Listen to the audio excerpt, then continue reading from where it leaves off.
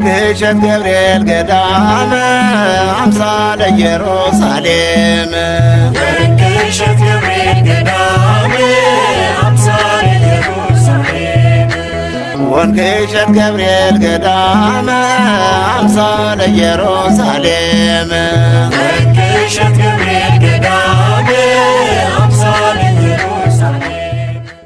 እሺ እኔ የምኖረው አሜሪካ ዳላስ ቴክሳስ ውስጥ ነው። ዳላስ ቴክሳስ። መጀመሪያ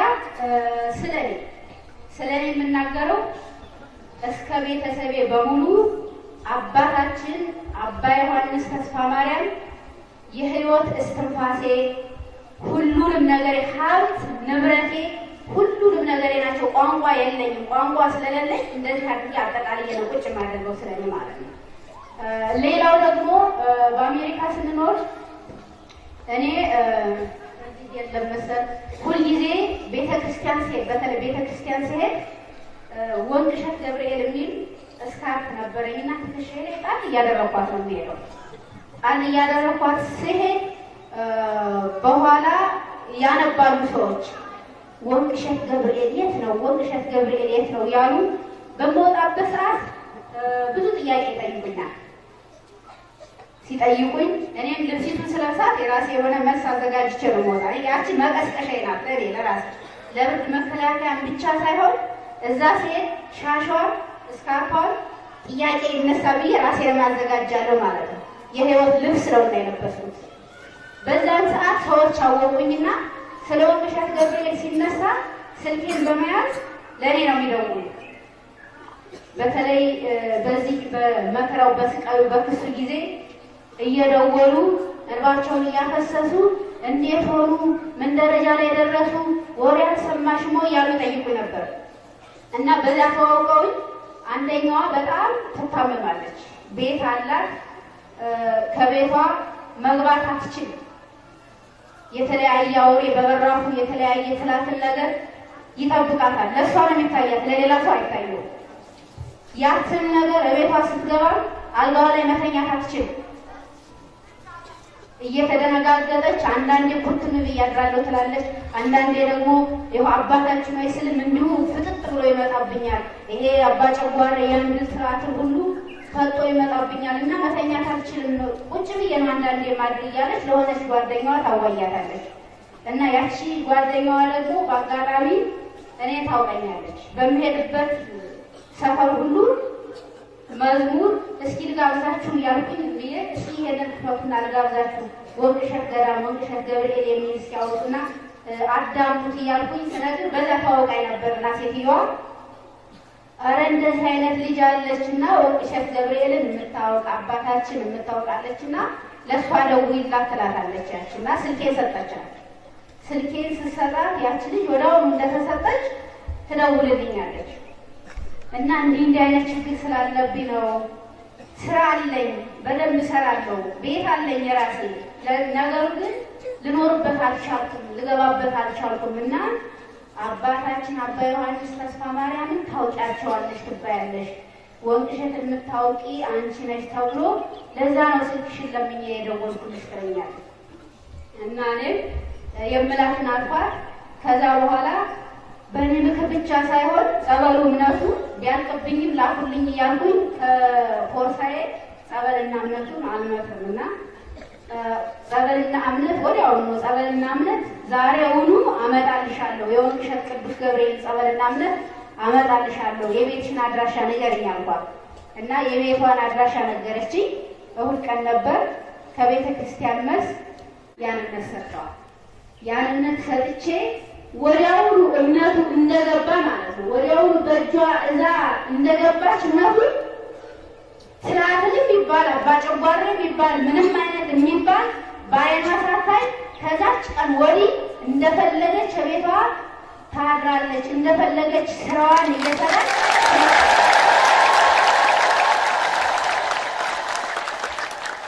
እና ልጅቷ ያው መጥራት አስፈላጊ አይደለም። ራሷ መሰክራለሁ ስላለች ወይ በስልክ ካለለም በአካል ስለተዋለም እንድሰጭልኝ ብላ ያው ሩቅ ቦታ ስለነበር አልተገናኘንም። መታ በአካል ራሷ ትመሰክራለች። ሌላው ደግሞ የአሜሪካ እዛው ተወልዳ ያደገች ናት። ያበሻ ልጅ ናት። ተምራ ስራ ትይዛለች። ስራ ይዛ ተመድባ እያለ ስራዋን ተረጋግታ መስራት አልቻለችም። ልጅቷ ተረጋግታ መስራት ሳትችል ቀረችና ቤተሰቧ ቢሏት ልታዳምጥ አልቻለችም። ከዛ በኋላ ያንን ስራ ትታ ወደ ቤተሰቦቿ ሄደች። ወደ ቤተሰቦቿ ስትሄድ እናቲቱ በአጋጣሚ ወንቅሸትን ታውቀዋለች። ወንቅሸትን ያው ስትደውል ስልኩ ብዙ ጊዜ ስለማይገኝ ወደ እኔ ደወለች። ሴትዮዋ ወደ እኔ ደውላ እንዲህ አይነት ችግር ገጠመኝ፣ እንዴት ላድርግ? አባታችን እንደው አታገኛቸውም ወይ አንቺ? እንደው እባክሽን መልዕክት አድርሽልኝ ትለኛለች። ካገኘኋቸው አደርሳቸዋለሁ። ነገር ግን ፎቶአቸው አንድ ብቻ ናት የቀረች ለኔ። ያችን ፎቶ ልስጣትና እስከዛ ትጠቀምበት፣ ከዛ በኋላ ግን ለኔ ትመልስልኛለች። ስለሌለ ሌላ አላሳጠርኩትም ብዬ ያንን ፎቶ ወስጄ እቤት ድረስ ሄጄ ሰጠው እና ልጅቷ ብዙም አማርኛ አትችልም። ያንን ፎቶ ይዛ መኝታ ቤቷ ላይ አንጠለጠለችው። ፎቶ በስርዓት በደንብ። ከዛ ያን ፎቶ እንዳንጠለጠለች ለተወሰነ ጊዜ ቆየችና እዛው ካለችበት ቤተሰቦቿ ካሉበት ቦታ ስራ ተወዳድራ አልፋ ተረጋግታ በስርዓት ስራዋን እየሰራች ቤተሰቦቿን እያገለገለች ትገኛለች። ስሜ አለምናት ተባባለ በጥረት ይሳበኝ እና እኔ የተደረገልኝ ታምር አባቴ ለ4 ዓመት የኤችአይቪ ከኔና ሲወስድ ነበር። ከዛ በኋላ የት ልትሄድ ነው? እንደዚህ ሰንበት ተማሪ ነኝ፣ ቤተክርስቲያን ላይ ያንቺ ቤተክርስቲያን አያውቅም ነበር እንዴ? ከዛ በኋላ የት ልትሄድ ነው? ከታመምኩ 4 ዓመት ሆነኛል። ወንቅሸትን አለብን። ከዛ በኋላ አይ አሁን የወንቅሸት ደረሰ። አንቺ ምን አባሽ ወንቅሸት ነው? እኔ ተመለሽ ይለኛል። አይ አንተ ብትመተኝ ብትገርፈኝ አባቴ ነው ግን አልቻልም እያልኩ እየመጣሁ እሷን ያለ ባህር ዳር ወዲያ ነው መተማ ማለት ነው። ከዛ በኋላ ያን ያህል ከኔና እየወሰደ እንደው ተውነትና ካጸለዱ ስድስት ምናምን ስለው አልፈልግም ይለኛል። ከዛ በኋላ አንድ ቀን ሄድኩና ጸበልም እምነትን ወሰድኩና ካጠጣና ይህንን እምነት ተቀሙና ስለው የምን እምነት ማለት የኛ የባታ የገብርኤል ነው አልኩት። የወንቅሸት ነው ስለው ማሽ ይለኝ። ከዛ በኋላ አደራ እንደው የበረው ምንኛ አባዬ እንደው አደራ ከኔ ጋር ሁን ቅዱስ ገብርኤል አደራ ብዬ ያንን እምነትን ጸበልን ጠጣና ይለቃ ሁሉን እምነቱን ራሱን ጉድ አድርጎ በላና ከዛ በኔም በታችም እያደረገ ወጣለን።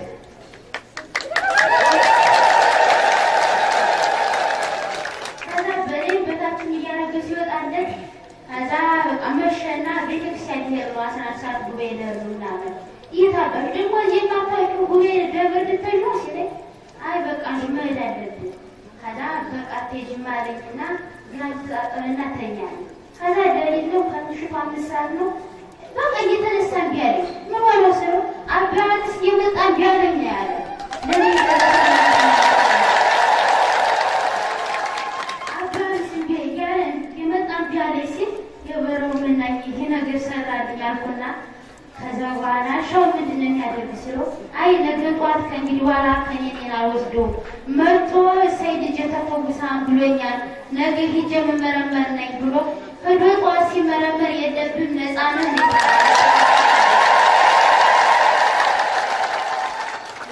ለኔ የደረሰ ለእናንተ የሚደርስላችሁ ከዛ እኔ ደግሞ የፋሲካ ጾም ላይ ደግሞ እዚህ ጉብንትን ከኛ ጉባኤያችን ማለት ነው ከሌሊቱ 9 ሰዓት እየተነሳን ለጸሎት እንሄዳለን። ከዛ ሲኔድ በዚህ በስላሴ ሩባታን ከተውቃት ብዙ ሰው በሌለበት ሰው ሆነ ተገኝናና በዛ ስላሴ እየርና ከሜዳው ላይ ማለት ነው ብቻዬን ነኝ፣ ማንም የለኝም። አንድ ጸሎት መጣት የናያስ ከዛ በኋላ ከመንገዷ ላይ ሁለት ነው በዚህና በዚህ ሲቀመጡብኝ ተቀምጠው ጥቁር ናቸው። ሰዎችን ጥቁር ናቸው አለዩዋቸው ነበረ። ከዛ በኋላ ሁለት ካሬ ይዘዋል፣ ሁለት ናቸው ካሬ ይዘዋል። ከዛ በኋላ ከጸሎት መጣት ውስጥ እንዲህ አድርጌ ድስስ አድርጌ ሰዋት አባታችን ስላሉ ነው ያወጣልኝ። ከዛ የአባታችን ስላሉ ነው ሲወጣልኝ እንዲሁ አኬ ብሎ መናይዘን የቆሙ ጥጥጥ ብሎ ነው የወደቁ።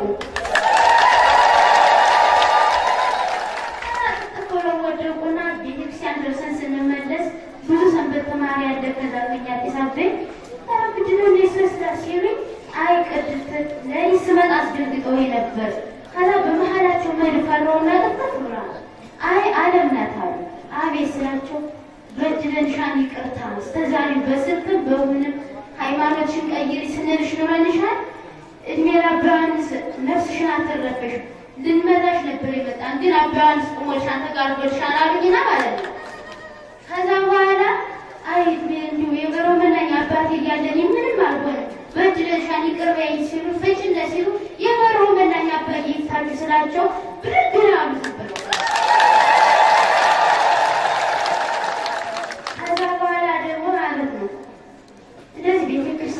ምንም ሰድ ፈተና ያጣኝ የበረው መናኝ ግን አባቴ ይከታተለኛል። ቅዱስ ገብርኤል ይከታተለኛል። በቤተሰብ ደግሞ ማዘርም ካዘርም በጣም ይጣላሉ። የእንጀራ አባቴ ነው በጣም የሚጣሉ የብር አባቴ አይቼ ቤዳ ነው ሌላ ቦታ ያለ ገና ክርስትና ሳልነሳ ነው ሄደ ትገኝ። ከዛ በኋላ ተይ እናቴ ተይ ደብር አትሂጂ ይለኛል የእንጀራ አባቴ ማለት ነው። እንዴት ነው እኔ ደብር ሳልሄድ ጤኔንም የሰጠኝ ወንቅሸ ቅዱስ ገብርኤል ነውና ለአንድ ጊዜ ከምገባ ከዚሁ ልማል ስላቸው አትሄጂም ማለት ከዛ እናቴ እያለቀሰች ሂጂ ትለኛለች። ከዛ በቃ እዚህ ከመጣሁ ቀን ጀምሬ እናትና አባቴ ይኸው ትንሽዬ ቤት ነበረች ቤት አትሰሩም ተባለ። በቀበሌ 20 ሺህ ብር ስጡንና ቤቱን ስሩ ተባለ። 20 ሺህ ብር ለእናንተ ሰጠ እንዴት ነው ቤት የምንሰራው በምናችን ልንሰራው ብለን ስናናግራቸው አይ ካልፈልጋችሁ ተውት አሉን። አይ የበረው መናኝ አባት ያለን እንዲሁ እባክህ የበረው መናኝ ሌላ ምንም አላልኩም። ቅዱስ ገብርኤል እንዲሁ ይህ ቤት ተቆፍሮ ቁሞ ቆርቆሮ እስኪደርስ አንድ ቀበሌ ነገር ቢመጣብን አንድ ሰው አንድ ፖሊስ ነገር ይመጣብን ብዬ ይችል ብያለሁ። ከዛ በኋላ ተቆፍሮ በቃ ጉባሉ ሁሉም ለማፍሰስ ያበቃ ቆርቆሮም ለብሶ መጡ ብር ስጡን አሉ። የለም እድሜና ቢያንስ ተስፋ ማርያም ጭራሹን እንኳን 20 ሺህ አንድ ብር አላቀምሳችሁ ስላቸው ማለት አንቺ ደግሞ ዘላለም አለሽን አባ ዮሐንስ ነው የምታየው አንድ ብር ዛሬ ቀን ብር እዚህ መጣ አባ ዮሐንስ ስታነሳ እንዳሰራ ግባና በሩሃ እንደቀመስ ብላና ጠጣውጣ ስላቸው በብሽ ምናምን አሉና እንደ ለበረሆ መናኝ ቤታችን ተሰርቷል እነሱን ሰላም አድርገው እንደ ለበረሆ መናኝ አባይ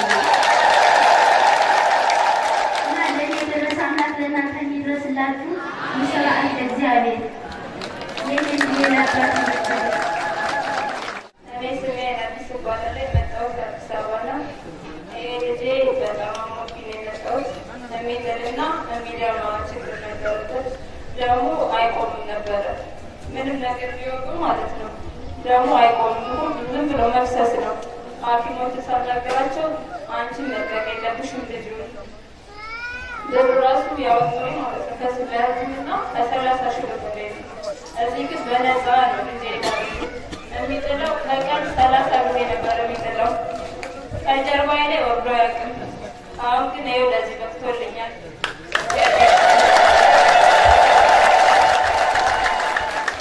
እኔ ደግሞ ኩላሊቴን ያመኝ ነበረ። አሁን እዚህ በመጠመቄ ተፈውሻለሁ። ቤተሰቦቼ ከ11 ዓመት በላይ ተለያይተው ነበር ቢኖሩ እናትና አባቴ። እኔ እዚህ ከመጡ በኋላ አሁን አብረው ነው ያሉት። አመስግኑ።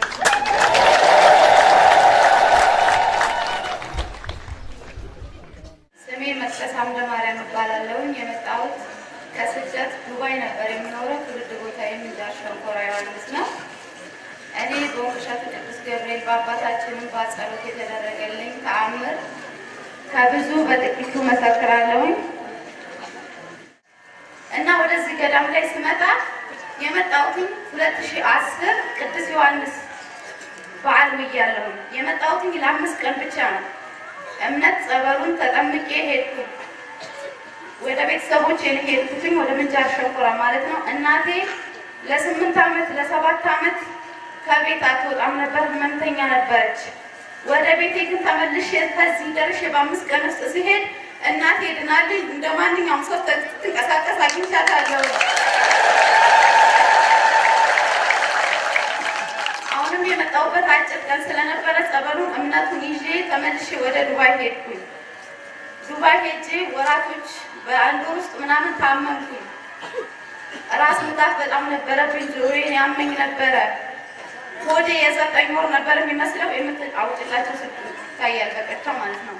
ትጋቶችም ታውቃላችሁ፣ አብራችሁኝ የነበራችሁ ስቃይን ታያላችሁ። ሆዴ የሚያክለው የ9 ወር ነበረ እና ስራ ቦታ ላይ እርጉዝ ነሽ ወይ? ሆድሽ ልክ እንደ እርጉዝ ነው ያለው። ምንድነው ችግርሽ?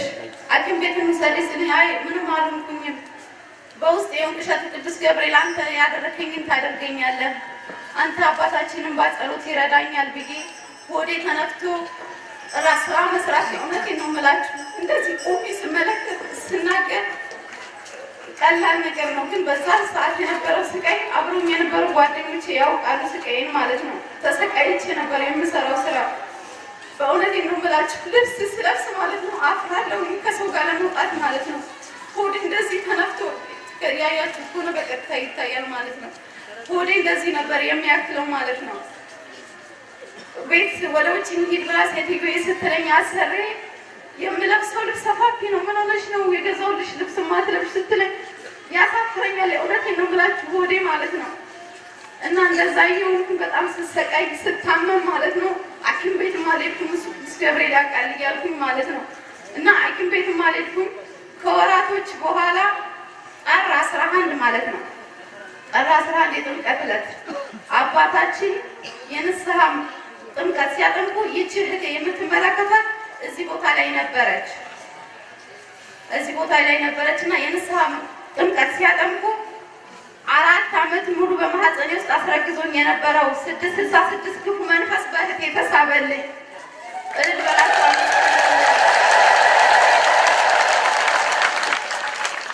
እንደዛ የሆንኩኝ በጣም ደስ አለኝ። መንፈሱ እዚህ ለፈልፍ ነበረ። ሆዳችን ሁለታችንም አንዴ እኔ እንደዚህ ልፍት ይላል አንድ ቀን ደግሞ የእሷ መንፈሱ ተይዟል እንጂ ሁለታችንም ጋር ነበረ። ግን እኔ ጋር አይጮህም። እግዚአብሔር የተመሰገነ ይሁን። አረ በስሬ ውስጥ አልቃ ራሱ እንትን ብዙ አይገባብኝም ነበረ። ጸሎትም እውነቴን ነው የምላችሁ ጸሎት ማድረግበት ሰዓት ራሱ አልነበረኝም። በውስጤ ነው አባታችን የበረሃው መናኝ ድረሱልኝ እያልኩኝ የምለምነው። እንደዛ ስሰቃይ የካቲት 22 በፌስቡክ ያያችሁ የተመለከታችሁ እህቴን የምታውቋት የካቲት 22 ፈውስ ሲደረግ እኛ በቀጥታ ዱባይ ላይ ጓደኞችም አሉ ትጋቶችም ያውቃሉ። በቀጥታ ስንከታተል ቁጭ ብዬ የእህቴ ላይ ያለ ተስቦ የነበረው መንፈስ ማለት ነው አባታችን የስደተኞች ልጆችን ልቀቅ ብለው ሲሉ ደቂቃ ሰዓታት ሳያስቆጥር ሆዴ ተነፍቶ የነበረው ጠፋ። ደግሞ ጆሮዬን ያመኝ ነበረ። ጆሮዬ ላይ አብጦ ፈነዳልኝ። በእህቴም እንደዛው አብጦ ፈንድቷል እሷ ማለት ነው። እና እግዚአብሔር ፈቅዶ የዛሬ ዓመት እዚህ ደጅ ነበርኩኝ። አሁን ደግሞ እግዚአብሔር ፈቅዶ ይኸው አመጣኝ፣ ለደጁ አበቃኝ። ቅፍ ድግፍ አድርጎ ቅሸቱ ቅዱስ ገብርኤል ማለት ነው። አመስግኑልኝ እልል ብላችሁ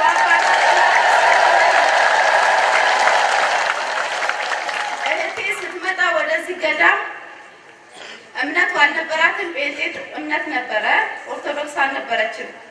ወደዚህ ገዳም ስትመጣ ወንድማችንን ለመጠየቅ ነበር የመጣችው እና እዚሁ የመጣችው ለ5 ቀን ለ2 ቀን ለ3 ቀን ወንድሜ ልጠይቅ ነበር የመጣችው ወንድማችንን ማለት ነው።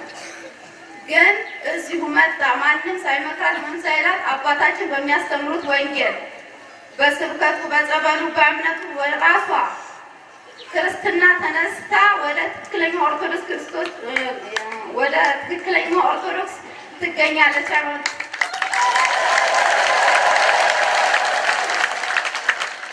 እንዲሁም ወንድሜ የጫት ሱስ ከብዙ ነገሮች ሱስ ነበሩበት። እዚህ መጥቶ በመጠመቅ የአባን ወንጌል ስብከት በመስማት ያ ሁሉ ሱስ አቁሟል። እልል ብላችሁ አመስግኑልኝ። ቤተሰቦች የሁሉ ፍቅር የላቸውም ነበረ። አሁን ፍቅር አግኝተውልኝ እዚህ ገዳም መጥተው ተባርከው በጸበሉ በእምነቱ ሁሉም ቤተሰቦች መጥተውልኛል። አሁንም አዲስ አበባ የነበሩ ዘመዶች መጥተውልኛል፣ እዚሁ ይገኛሉ። ሸንኮራ ዮሐንስም እዛው የነበሩ ቤተሰቦች አሁን መጥተውልኛል። እልል ብላችሁ አመስግኑልኝ። ጓደኛዬ እዛው በዱባይ ላይ ነው የምንኖረው ነበረ። አንዷ ጓደኛዬ ኩላሊት በጣም ኢንፌክሽን ተብላ እግሯ ሁሉ አብጦባት ነበረ እግሯ አብጦ አበበች ትባላለች። የምትኖረው በአዋሳ ነው፣ ግን ዱባይ ነው በስራ የምንገናኘው የምንተዋወቀው። ኩላሊት ኢንፌክሽን ተብላ ወደዚህ ሀገር ትመለሻለሽ፣ ይችን ሳምንት አይተንሽ ትመለሻለሽ ተብላ ተስፋ ቆርጣ ነበረ እና ምን ይሻለኛል እምነት እዚህ ገዳም መጥቼ እንደነበር ስለምታውቅ እምነት ጸበሉን ስጭኝ ብላ ስትለኝ በአጋጣሚ እኔ እምነቱንም ጸበሉንም ጨርሼ ነበር። ግን 2010 ላይ የመጣው ሰዓት ቅዱስ ዮሐንስ አባታችን ያስተማሩበት ወንጌል የቆማ ያስተማሩበትን ይሄ ቄጤማ ወይም ሳር ይባላል አይደለም? ይሄንን ይዤ በቦርሳዬ ነበር ይዤ ሄድኩትኝ። ጸበሉም እምነቱም የለኝምና ይሄንን ሰውነትሽን አባብሽ ወንቅሸት ቅዱስ ገብርኤል ያውቀዋል ብዬ አልኳት፣ ሰጠዋት። ሄዳ በሳምንቱ ሐኪም ቤት ሲወስዷት ኩላሊት ኢንፌክሽንም የለብሽም ተብላ ልትሳፈር የነበረችው 2 ዓመቷን ጨርሳ 3ኛ ዓመቷን እየሰራች ትገኛለች። አሁንም አንደኛዋ በዛው ላይ አብረን ነው በስራ ነው የምንገናኘው። ከበቡሽ ትባላለች። ኦሮሚያ ክልል ነው ብዙም አላውቀውም እና በስራ ምክንያት ነው የምንገናኘው። እዚህ ላይ አብጦባት ማንኛውም ሰው ያየው ነበረ፣ እንቅርት እንደሚባለው ማለት ነው። እና አብጦባት ነበርና ስትተኛ እንቅልፍ እኔ በሚሄድ በሳምንት የእናቷ ቤት ስለሆነ ሴትዮ የእናት ቤት እዛ ነው የምንገናኘውና እንቅልፍ ሁሉ ታሳጣን ነበረ። እያፈናት ቁጭ ብላ ነበር የምታድረው ማለት ነው እዛው በስደት ላይ እና የትጋት የአባ ዮሐንስ የመንፈስ ቅዱስ ማህበር ገብታ ማህበሩን ወንጌሉን በመስማት ፈውስ በማየት መዝሙራቸውን በመስማት ታፍቶላታል። ልልብላቸው አመስግኑልኝ። አሁንም አንደኛዋ ጓደኛዬ እዚሁ በመካከላችሁ ትገኛለች። የምንተዋወቀው መጀመሪያ በስልክና በፎቶ ብቻ ነበረ። እሷ የምትኖረው ቤሩት ነበረ፣ እኔ ያለሁት ደግሞ ዱባይ ነው እና ለ6 ወር ደሞዜ ተከለከልኩኝ። ፓስፖርት አልሰጥም አሉኝ። ወደ ሀገሬ መግባት አቃተኝ። ወንዴት ልሙን እያለች ታለቅስ ትነግረኝ ነበረ። እኔ ወደዚህ ገዳም አሁንም አባን አላገኘኋቸውም። ስደውል ንገሩልኝ ብዬ አልኳቸው። እሺ አይዞሽ አሉኝ። በደወልኩኝ በሳምንቱ የ6 ወር ደሞዟ ተሰጥቷት ፓስፖርቷ ተሰጥቷት አሁን በመካከላችሁ ትገኛለች። ልላችሁ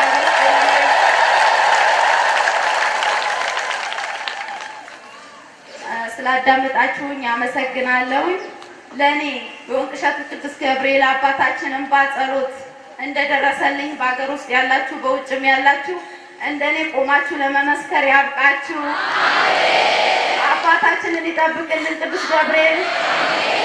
በሉሉ በእግዚአብሔር ስም እንደምን አደራችሁ? እንደምንስ አረፈዳችሁ? አሜን። የአባቶቻችን አምላክ ስሙ የተመሰገነ ይሁን። እኔ እዚህ ቦታ የቀምኩት ተገብቶኝ ወይም በቅቻ አይደለም። በጣም ኃጢአተኛ ነኝ። ግን እግዚአብሔር አምላክ የበራው መናኛ አባቴና የወንቅሸቱ ቅዱስ ገብርኤል ያደረገልኝን ታምር ለመናገር ከዳናችሁ መስክሩ ስለሚል ለመመስከር ቆሜያለሁ። እኔ ወደዚህ ስመጣ እህቴ ቅድም ተናግራለች። ጴንጤ ነበርኩኝ። ከዚህ በፊት መስክሬያለሁ። በጣም እከራከራለሁ ስለ አባ ማለት ነው። እንደዚህ ጊዜ መጥቼ ሰኔ 2010 ነው የመጣው። ከሷ ጋር ነው የመጣው። ማዶ ላይ ቁጭ ብለን አባታችን ከሌላ ትምህርት ሲመለሱ ወንጌል ሊያስተምሩ ቆይተው ማለት ነው። እሷ ማዶ ቁጭ ብለን ጸበል እየጠጣን ሮጠች። በቃ እሷ ለማየት እኔ ግን ፍላጎት አልነበረኝም። ልክ መጥቼ እዚህ ጋር ነው ሰዎች እንደዚህ በረከቱላቸው አየሁ። እንዴ እኔ የመጣችሁት ገብርኤልን ብላችሁ እንጂ ለሰው ነው እንደምትሰብስ ቀና ብለው ነው የሚያባ ማለት ነው። ደነገጥኩ። ልክ በዛው ለሊት ላይ ልጄ ትእዛዜን አክብሪ፣ ክብር ለሚገባው ክብር ስጡ ይላል መጽሐፉ ነው ያሉት። እኔን እንኳን አላሉ። ከዛ በኋላ እንደዛ ብዬ ዝም በቃ ከሷ ጋር ጭቅጭቅ ነው ሁሌ ማለት ነው። ልክ ዮሐንስ ሄድ እሷ ችግር የለውም ጴንጤ እናንተን እዚህ በዛል ማለፍ አይቻልም ስለተባለ ማለት ነው ወደ ዮሐንስ አልሄድም አልኳት። ችግር የለውም ማለች ነው ወሰደችኝ። ቁጭ ብለን እየተማረን እየዘመሩ ማለት ነው። በቃ ምን እንደሆንኩ አላውቅም፣ ምን እንደነካኝ አላውቅም። ማልቀስ ዝም ብዬ ከመጀመሪያው ጀምሮ እስከ መጨረሻው ድረስ ዝም ብሎ ባይፈስተኝ ነበረ። ከዛ ቀን በኋላ ስለ አባታችን ፍቅር አደረብኝ። ግን አላምንም፣ እከራከራለሁ። እየተከራከርኩ ግን ወዳቸው ነበር። ወንድሜ እዚህ አለ ውስጥ አሁን እየሰማኝ ነው። እሱ እንደ አባ ሲሆን ነው እንደሚገቡት ታዲያ እናንተ ለሲል አባማ ሲሆን አይገቡም፣ ግን ልክ አባት ናቸው እና ለምን አታምኑ? አላምንም እላለሁ። እንደዛው ይህ መንፈሱ ተሳበ። የራሴ መንፈስ መጀመሪያ ተጋለጠ። ሳላምን ማለት ነው። አባታችን ግዴታ ለኦርቶዶክስ ብቻ አይደለም የሚፈውሱት። እኔ ሳላምን ነው መጀመሪያ መንፈስ የተያዘልኝ ማለት ነው። ለፈለፈ እየለፈለፈ አላምንም። በላይ ላይ ጮሆ ሲመልሰኝ ማለት ነው በፍጹም አልጮኩም ነው የምለው። አራት አልጮኩም። የተነሳው መንፈሱ መጀመሪያ ከዚህ ከአባታችን ከተማ ላይ የምንበላው ማለት ነው ሱቅ ነው ብስኩት ማለት ነው።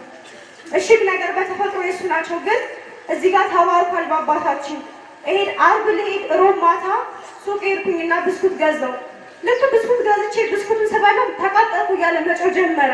ለአባታችን ታምራችሁ በጣም ብዙ ነው። መጮህ ጀመረ። ከዛ እየጮህ አላምንም። የወንድሜ ተሳበ። ታስቦ እንዴት መንፈስ ይሳባል እላለሁ። በቃ እንዴት ተሳበ ታስቦልኝ። ወንድሜ አየር አጋንንት ነበረ፣ ጫት ያስቅመው የነበረ ማለት ነው። መርዙ ሲያወጣ እከራከራል፣ ውስጥ ይጠራጠራል። እንዴት ስግል ጫት ነው የሚመስለው የሚወጣው መርዝ ማለት ነው። እና ወንድሜም እሷ ብላለች ተመልሷል። እንደዛ ብሎ ሳላምን ሄድኩትኝ። 3 ወር ተቀመጥኩኝ ማለት ነው። 3 ወር ተቀምጬ ሳላምን ሄድኩት። ሂጄ ከተማ ላይ ግን የበረሃው መናኝ ወዳችኋለሁ ብያችኋለሁ። አባ ክረምት ላይ ዝናብ እየጣለ የዛሬ ዓመት ቁጭ ነው የምለው። ከዛ ሄድኩኝ። ሂጄ የበረሃው መናኝ አባቴ ትክክለኛውን እምነት አሳዩኝ፣ ከልቤ ወዳችኋለሁ፣ ስለዚህ አሳዩኝ ማለት ጀመርኩኝ። የሆነ ሰዓት ላይ በህልሜ ማለት ነው ጴንጤ ጋር ጴንጤ አለ፣ ስሙ መጥራት አያስፈልግም። ፕሮፌት ነው ራሱ ፕሮፌት ነኝ የሚል ማለት ነው። እኔም በማምንበት ስለነበረ ድሮ ማለት ነው ሂጄ እንደዚህ አባታችን የሆነ ቦታ ይመስለኛል ፊቴን ያዞርኩት ወደ መናፍቃኑ ሰውዬ ነው። አባታችን ከኋላ ነው ያሉት። ልጅ አትመለሽም ምን አሉ ሲሉኝ ዝም ምን አልኩት፣ ምንም አልሰጠውም። እንደዛ ያይ ልጄ ጴንጤን እያሳዩ ማለት ነው። ይሄኛውም አሉ ይሄ በዚህ መንገድ ብትሄጂ በምድር የፈለግሽውን ነገር ታገኛለሽ፣ በምድር የምትፈልጊውን ሁሉ ሀብት ንብረት ሁሉም ታገኛለሽ። ልጄ ሁሉ ግን ቀሪ ነው እያሉኝ እያለ ማለት ነው። አመናችሁም አላመናችሁም የመናፍቁ ሰውዬ ጸጉሩን የለበሰው ሱፍ እየተቆራረጠ ይሄዳል፣ እየተላጨ ይሄዳል። የአባታችን ደግሞ ግርማቸው እየጨመረ ጸጉራቸው እየጨመረ ይሄዳል። ከዛ ልጄ መዳኛሽ አሁን ነው ተመለሺ ነይ ወደዚህ አሉ። ልክ እንደዛ ባልን አመመኝ። አሞኝ ማለት ነው። እሷ አለች ተደወለላት ለሷ የታሳስ 19 ቀን እኔ አሞኝ ቤት ሙቻለሁ። እዚህ ጋር ፎቶውን ቅድም አይታችሁታል። ቅድም ላይ አዲስ አበባ ያለው ታሜ ተኝቼ ላይ ፎቶ ተነሱ ተቀናውሯል። እዛ ላይ ማለት ነው ታምሜ ተኝቼ ለሷ ነገርኳት። ስነግራት ወንድሜም ሲነግራት አባ ጋር ነው ቀጥታ የደወለችው። ገዳም ስደወል 3 ቀን ምግብ አልበላም። አንገቴ እንደዚህ ነው፣ እንደዚህ ብዬ ነው የምሄደው። እንዲቀጥል እንደዚህ መንቀሳቀስ አልችልም። ያንን ባየው ጊዜ ማለት ነው። ከዛ በፊትም እንደዛ ባየው በተከታታይ ክርስትና ልነሳ አልኩኝ። ክርስትና ልነሳ ብዬ እዛ ከተማ ስጠይቅ ትክክለኛውን አውቄያለሁና ማለት ነው 300 ብር ነው አምጪ የተባልኩት። ለአንድ ቄደር ነው የሚያስፈልግሽ። ለ3 ቀን 1 ቀን ከሆነ 300 ብር ማለት ነው። 3 ቀን ከሆነ 900 ብር። አባታችን ጠይቃቃሉ ያውቃሉ አይደለም። ለቄደር ቀርቶ ለእኛ እንድንመለስ ነው እንባ የሚያረግሱት 24 ሰዓት አይደል እንዴ? እዚህ ጋር ሰይጣን የሚያበሳጨው አባታችን ገንዘብ ስለማይጠይቁ ነው። እኔ ስላየው ነው ባይኔ። እዛ ግን ለአንድ ማለት ነው ጸሎት አድርጎ ቄደር ለማስጠመቅ 300 ብር። አባ እንኳን አድነውን ከወደቅንበት አንስተው ብር አምጡ ብለውን ያውቃሉ? መስኩሩ በእውነት ስለ አባ ማለት ነው። ከዛ በኋላ እምቢ ብዬ ታመምኩኝ። በዛም እንዲህ ሲል ወንቅሸት ሄዳለሁ ብዬ ማለት ነው ደርሶ መልስ መምጣት እችላለሁ እኮ በ900 ብር ብዬ ማለት እዛው ታመምኩ። ስታመም ቀጥታ ስደውል አይ ሌላ ሰው ነው ያገኘችው፣ አይዞሽ ትድናለች ምናምን አሏት። እሺ ብላ ወጣው። ምግብ አልበላም። ወንድሜ ማለት እዚህም አለ ውስጥ ማለት ነው ታምሜ ሳለ እሱ ነው የሚያስታምነኝ የነበረው። ወደታችም አይለኝም፣ ምግብም አልበላም፣ ምንም ነገር አልልም። ትኩሳቴ በጣም ነው የሚያቃጥለው። ከኔ ጎን የሚቆም ሰው የለም ማለት ይቻላል። በጣም ስለማቃጥል ማለት ነው። ከዛ በኋላ ልክ አባ ወደው እያናገረች ገለ ሽንት ቤት ሄድኩና ተጠቀምኩ። ወደታች ስለማለት ብዙ መርዝ ወጣልኝ። ሐኪም ቤት ስሄድ ደም ማነስ ብዙ መድኃኒት ታዞልኛል። ደም ማነስ ነው እንትን ጉበት በሽታ አለብሽ፣ ራጅ ራሱ ተነስቻለሁ፣ ሳምባ ነው እያሉ ማለት ነው። መርፌ ስወጋ ነበረ። ከዛ በኋላ እሷ ምንም አይነት መድኃኒት እንዳትጠቀሚ ወደ ሙቅሸት ይጃለች። ልክ የዛኑ ቀን ላይ እንደዛ እንዳለች ማለት ነው። ወደው ደም ማነስ ሲባል የነበረው ሻይ አፍላልኝ አልኩት። ልክ ሻዩን ስጠጣ ደም ነው የተፋሁት። ማስታጠቢያ ይሞላል፣ ደም ወጣልኝ፣ መርዙ ወደ ላይ ማለት ነው። ታሻለኝ። አንገቴ እንደዚህ የነበረው እንደዚህ መሆን ጀመረ። እንዴት እንደመጣው አላውቅም። ወደዚህ ማለት ነው የመጣሁት ታህሳስ 27 ቀን ነው። ወደዚህ ስመጣ እንዴት እንደመጣው እንዴት እንደደረስኩ ማውቀው ነገር የለኝም። ብቻ እሷ አምላከች በቃ ፈጠን ነው ስመጣ አንገቴ እንደዚህ የነበረው ዶክሚስ ሲደርስ ነው። አሸካሚ ያለች ስንመጣ ማለት ነው ቀይ አሸክማኝ የመጣችው ዶክሚስ ሲደርስ አንገቴ ወረረኝ። በቃ እንደዚህ ወረረ አደረገኝ። ምንድነው ብዬ በስመ አብ ወወልድ ወመንፈስ ቅዱስን እንዲህ የነበረው ማን ተስተካከለልኝ። እልል ብላችሁ አመስግኑ። ቦታውን አልረገጥንም ገና ከዶክሚስ ጀምሮ ማለት ነው አባታችን ታምር የሚሰራው። ከዛም ከተማ ውስጥም ነው እኔ ገና አልደረስኩም። እዚህ መጥቼ ክርስትናን ተነሳው። ክርስትና ተነስቼ እኔ አባን ፈራ ነበረ ድሮ እንደዛ ስለምን ማለት ነው። ግን ወዳቸዋለሁ፣ ግን ፈራለሁ። እንደዛ መንፈስ በላይ ላይ እየጮኋቸውን ብዬ ከወንድሜ ጋር ስለምከራከር ይጸጥተኛል እሱ ማለት ነው። እውነት ድንግል ማርያም አልኳት። ዮሐንስ እያስጠመቁ የንስሐ ጥምቀት ማለት ነው።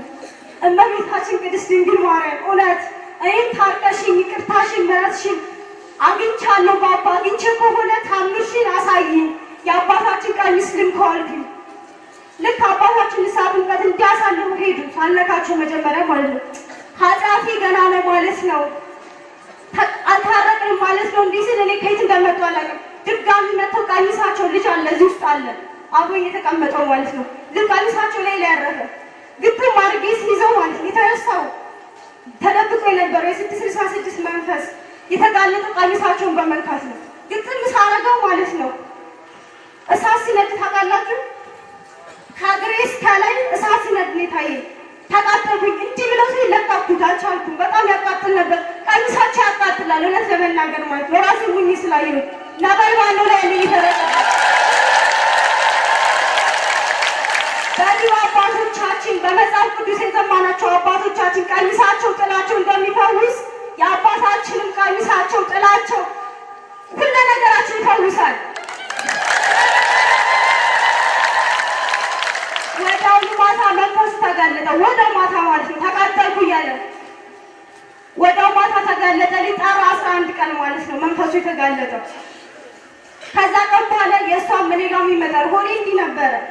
አንድ ቀን ሆዴ እንደዚህ አመመኝ ቀኑን ሁሉ ማለት ነው።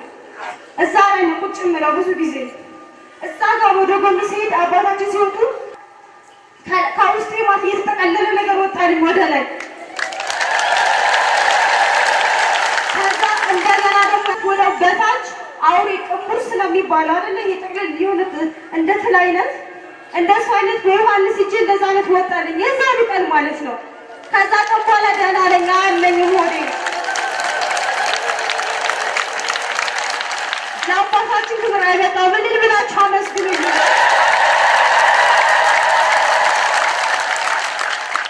ስሜ ትዕግስት ብርሃኑ እባላለሁ። የምኖረው ዱባይ ነው። ከዱባይ ነው የመጣሁት።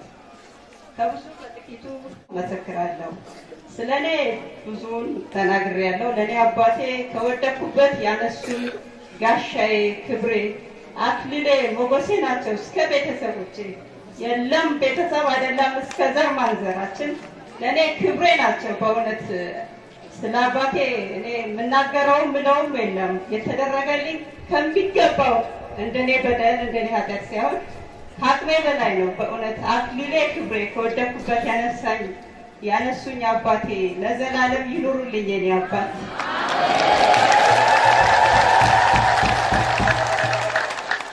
እኔ የምኖረው ዱባይ ነው። የምሰራው ዱባይ በመስሪያ ቤት ነው የምሰራው እና በዛ መስሪያ ቤት ውስጥ 255 ልጆች ነን። አንድ ላይ በአንድ ካምፓኒ ነው የምንሰራው። የዛ ሁሉ 255ቱ እንዳለ ስለ አባታችንም ሆነ ስለ ማንኛውም ስለ ወርቅ እሸት፣ ስለ አዳማ ዮርዳኖስ ታምር ገር ሁሉን ያውቃሉ። ሁሉ ስለምነግራቸው ከሁሉም ደግሞ በብዛት ሁሉም ሞባይሌ ላይ የአባታችን ስክሪን ከበር ስለሚያዩ ይጠይቁኛል። እኛ አባት ምንድን ናቸው ይሄ ቦታ ምንድን ነው ስለሚሉ እንኳን ተጠይቄ እኔ ስለ አባቴ 24 ሰዓት ባወራም አይደክመኝም እና ብዙውን እነግራቸዋለሁ። እና ከነዛ ውስጥ አንዱ በፌስቡክ የአባታችንን ቀጥታውን ትምህርት ይከታተላል፣ ይታመማል፣ ብዙ ጊዜ ያመዋል። ለእኔ የቅርብ ጓደኛዬ ነው። አንተ እንደዚህ ሁልጊዜ እያመመ የአባታችንን ፔጅ ተከታተል ትድናለህ አልኩት። መከታተል ጀመረ። በፔጁ ኮመንት ይሰጣል። ከዛን እንደዛ ሆኖ ሳለ አንድ ቀን አሞት ሆስፒታል ይገባል። ይህ ስኳር ፕሬሸር አለበት 380 ስኳር ደርሷልና ነገ ወረቀት እንስጥና ለመስሪያ ቤት መሄድ መውጣት ስለምትችል አትድልምና ትሄዳለህ ይሉታል። ከዛን በግሉኮስ ሆኖ ሆስፒታል እንደተኛ ደወለልኝ። ትዕግስት አለኝ በጣም አሞኛል 380 ብሎኛል ስኳሬንና ዶክተሮቹ ምን ላደርግ ወረቀት ልቀበልና ወደ ቤት ልሄድ ነው ሲለኝ፣ እንዴ አንተ እኮ የአባ ልጅ ነህ፣ አባን እየተከታተልክ የኔ አባት አሳልፎ አይሰጡም፣ አይዞህ በርታ አትጨነቅ፣ ዶክተሩ 380 ብልህም እኔ ከስራ ስወጣ እመጣለሁ ያለበት ሆስፒታል አልኩት። ስራዬን ስጨርስ ወደ እሱ ጋር ሄድኩኝ። ወደ እሱ ጋር እንደሄድኩኝ የአባቴ ስላድኖ ከአብሮኝ ከቦርሳዬ ውስጥ ጋር አለ። ሌላው ፎቶ ቢል እኛ ደግነን ለምን እኛ ስለዳንበት ነው፣ ድነንበታል። ብዙ ታምር አድርጓል። እዚህ እንመሰክራለን፣ ያየነውን እውነቱን እንናገራለን። ሌላው ፎቶ ቢል እኛ ደግነን፣ ለእኔ ግን ስላድኖኝ ነው የአባቴ። እሱን አወጣውና ሄድኩኝ ልጁ ጋር ከቦርሳዬ ስላድኖን አውጥቼ በጣም ያተኩሳል፣ በጣም ተጨንቋል። በግልኮስ ላይ ነው ያለው። በቃ በፊት ሲያናግረኝ እንደውም ደህና ነው፣ ስደርስ ደከመ። የበረሃውም እና የኔ አባት አያሳፍሩኝም አልኩና ስላድኖ ከቦርሳ አውጥቼ ግንባሩ ላይ ነካ አደረኩ ፊት ለፊቱ። በዛ ሰዓት ዝም እያየሁት ለ5 ደቂቃ። ከ5 ደቂቃ በኋላ ላም ሰመጠውና ልጁ ተመልሶ በስነ ስርዓት አናገረኝ። አሁን ምንድነው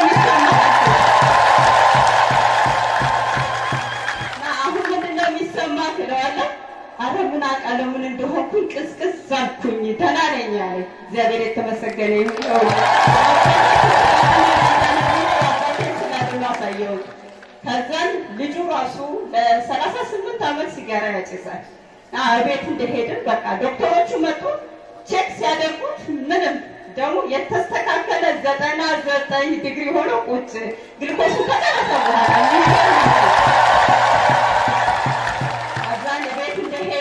የአባታችን ጸበልና ከወርቅ እሸት የወሰድኩት አልቆብኝ ነበረ እና ሻዩ ነበረ የአባታችን ሻዩ ስላለ ሻዩን አፈላውና በ3 ቀን በመደዳ በማፈላበት ሰዓት እየጠራሁት ሻዩን ሰጠሁት ጠጣ።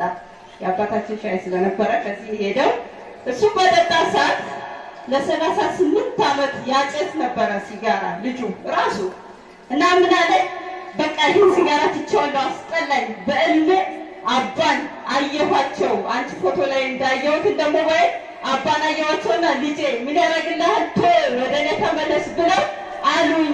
ትቼዋለሁ ብለው ይኸው ዛሬ በነፃ ምንም ሲጋራም የለም ስኳርም የለም ወደ ሀገር ሄደ የተባለውም የለም።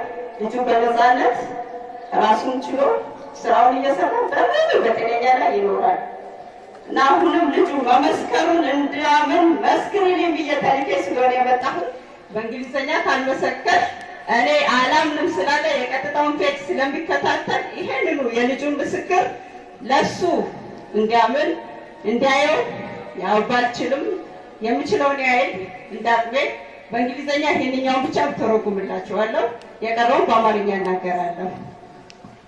It is my friends, we are working together, same company. He was my colleague. He was one day sick. He went to hospital. He is sleeping in the hospital. He is taking glucose.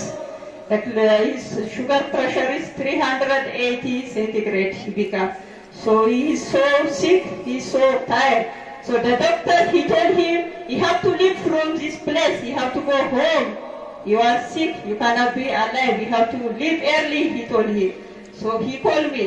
Please come, please, to see me. I am so much sick. I will leave from country or what? He told me.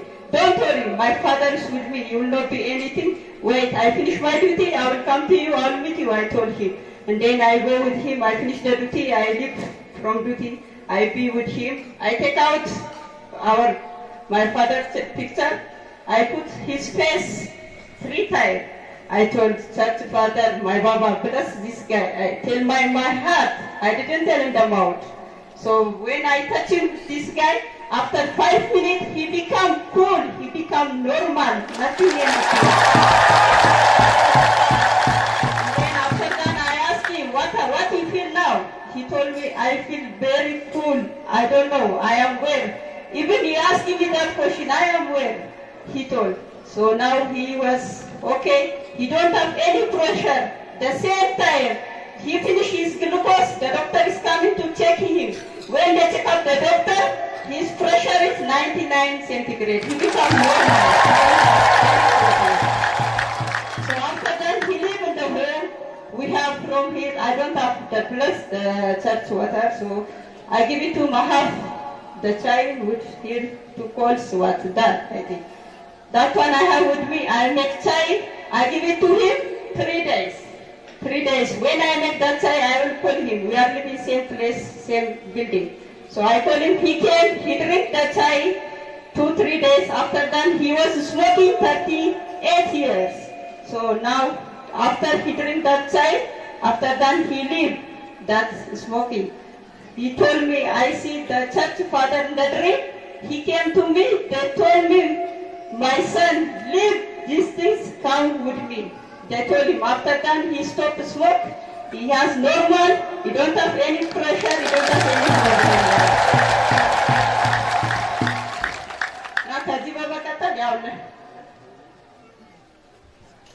ከዛ በመቀጠል ደግሞ ዱባይ አንድ የሼክ የዱባይ ሼክ ፋሚሊው ሳይሆን የቅርብ ዘመዶቻቸው ዘመድ ናቸው። የዱባይ ሼክ አባት ናቸው። ለ2 ዓመት በእግራቸውን ይዟቸው በክራንች ነበር የሚሄዱት ለ2 ዓመት እና ያልሄዱበት ሆስፒታል የለም። ሼክም ስለሆኑ ዘመዶቻቸውም ስላላቸው ያልወሰዱባቸው ሆስፒታል የለም። ዱባይ ከዱባይ ውጭ አሜሪካን እና ለንደን ሄደዋል። እኔ ሳውቀው እንኳን ያልወሰዱባቸው ቦታ የለም። ለ2 ዓመት በክራንች ነው የሚሄዱት እና ልጃቸው መጀመሪያ ትንሽ ልጅ ያለቻቸው ታማ በደም ውስጥ የደም ካንሰር ተብላ ዱባይ ሆስፒታል ተኝታ ነበር። እናትየዋ ክርስቲያን ስለሆነች ደወሉልኝና ትዕግስት እባክሽን የወርቅ እሸት እምነቱና ጸበል ካለች ስጪ ልጄ ልትሞትብኝ ነው አለች። ከዛ የወርቅ እሸትን እምነትና ጸበሉ ሰጠኋት። ከዛም በኋላ ልጅቷ ዳነች። ካለምንም ሐኪሙ ትሞቻለሽ አድንም በሙስጠለት ወተት በፍጹም መዳን አይችልም ተብሎ ጸጉሯን ሁሉ አስላጭተዋት ነበር። ግን የወርቅ እሸቱን እምነትና ጸበል ከሰጠና በኋላ ደሞስ ምንም አይነት ችግር የለባትም። ጸጉሯም አድጎ ልጅቷ በሙሉ ጤነኛ ላይ ትገኛለች። ያንን አባትየውም ያንን ሳይሉ እቺን ልጅ ያዳነው እኛ አባት ቢመጡ ባያቸው ባይኔ እኔም እፈወስ ነበረ። ከክራንቼ ተነስቼ በእግሬ ሄድ ነበር እያሉ ሁሌ ይመኙ ነበረ።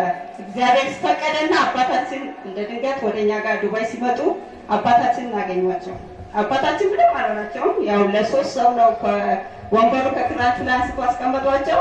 አባን ብቻ ተመለከቱ፣ ወደ ቤት ሄዱ። ከዛም በኋላ ይኸው በፊት ሽንት ቤት ሲሄዱ ሲወጡ ሰራተኛ ናቸው ወንዶች ቤቱና አትክልት ውሃ የሚያጠጡት እና ለራሳቸው ተብሎ እንዴት ተቀጠራለ ለ2 እየሆነ እየረዳቸው እሱ ነበር ሽንት ቤት የሚያስቀምጣቸው፣ እሱ ነው የሚያገባቸው የሚያወጣቸው። አሁን ግን በሙሉ ጤነኝነት ላይ ምናቸው እግራቸውም አባን ካዩ ወዲህ ራሳቸው ቀጥ ብለው ቆመው በሙሉ ጤነኝነት ላይ የተንቀሳቀሱ ይገኛሉ። ከዛ በመቀጠል ደግሞ እኔ ዱባይ ስኖር ለ9-10 ዓመት ዱባይ ኖሬያለሁ። ለ10 ዓመት በፍጹም እኛ ዝናብ አይተናናቅም። በዱባይ ላይ ይመጣል፣ ያንጃብባል፣ ይሄዳል። ዝናብ የሚባል የለም። አገሩን ዝናብ ስለሌላቸው ቦይ የለም፣ ቦይ አልተሰራም። ግን የባለፈው ዓመት አባታችን ዱባይ መጥተው ከተረገጡት ወዲህ በቃ ሐምሌ በሉት ችችችች ሲል ቀንም ሙሉ ሲዘንብ ዝናብ በዝናብ እስከሚጨነቅ ድረስ ኧረ ምን ነካው ዱባይ ብሎ እንደዚህ የሚዘንብ ይላሉ። እኔ ስለገባ የኔ አባት ስለረገጡት አባታችን የሰሩት ስራ ነው። የእሳቸውን ስራ እጹብ ድንቅ ብለን ማለት ነው እንጂ መናገርም ምንም ማለትም አንችልም። እጹብ ድንቅ ብሎ ብቻ ማለት ነው። እኛ አሁን አንድ ሸዋ ማዳበሪያ ምተን እንቆረብ ልቆጥረን እንጨርሳለን እንደ ያሸዋ ማዳበሪያ አንጨርስም። ስለዚህ ስለ አባታችንም እንደው በጥቂቱ ነካ ነካ እናደርገዋለን እንጂ ስለ አባታችን ተናግረንም ብለንም አንጨርሰው።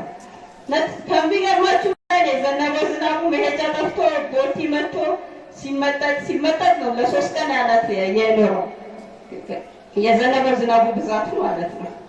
እና ከዛ በተረፈ ደግሞ ልል የምፈልገው ስለ አባ ከሳሾች በጣም ያሳዝናል። የእኛ አባት የዓለም ብርሃን ናቸው። የለም ለኢትዮጵያውያን አይደለም የምትለው የለበስኩትን ቲሸርት አይታላችሁ። ብዙዎቹ ከምሰራበት ቦታ ከሚያማቸው ከደብራቸው የሚፈስ ወሱት እቺን ቲሸርት በመዳፈት ዳበሳቀው ይስማሉ። ቲሸርቱን ካለበስኩ ደግሞ ከሞባይል ላይ ይስማሉ። ያለበለዛ ፔጁን ይገባሉ፣ ዩቱብ ፔጅ ይገባሉ። ይጠይቁኛል፣ ስማቸው ሲጠፋቸው ነግራቸዋለሁ። ገብተው በመከታተል ብቻ ሙሉ ይፈወሳል። ግን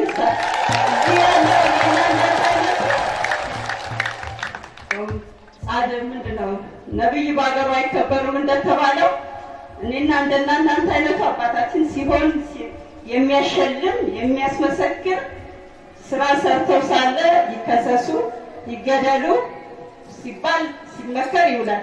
ስለ አባታችን ክፉ ሲናገር የትም ቦታ ይሁን ተናገሩት፣ ዝም አትበሉት። አይታችሁታል እውነቱን።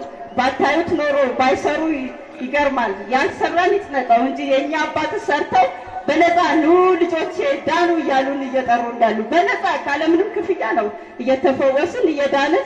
እናንተ አይታወቃችሁም፣ ሸክማችንን እያቀለን እንሄዳለን። ግን የኛ አባት በሄድን ቁጥር ከኛ ጋር ነው አብረው የሚጓዙት የሚሄዱት፣ ከፈተናችን ሁሉ ከፊት የሚቀድሙት። ለእኛ አይታወቀንም። እዚህ ስላዳመጣችሁኝ አመሰግናለሁ። አባቴን የበረሃውን መናኝ የዓለምን ብርሃን የዓለም ኮከብን እድሜ ማቱሳላ ሰጥቶ ሕያው አድርጎ ለዘላለም ያዙን ያኑርልን። ገዳማችንን እስከ ምጽአት አይታገል።